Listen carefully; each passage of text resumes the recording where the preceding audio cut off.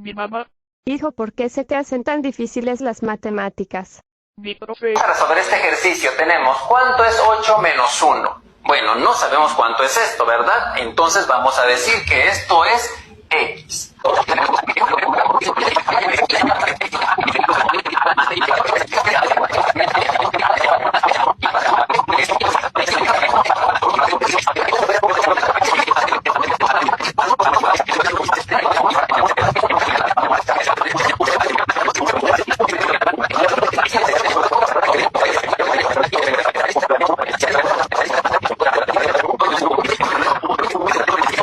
Listo.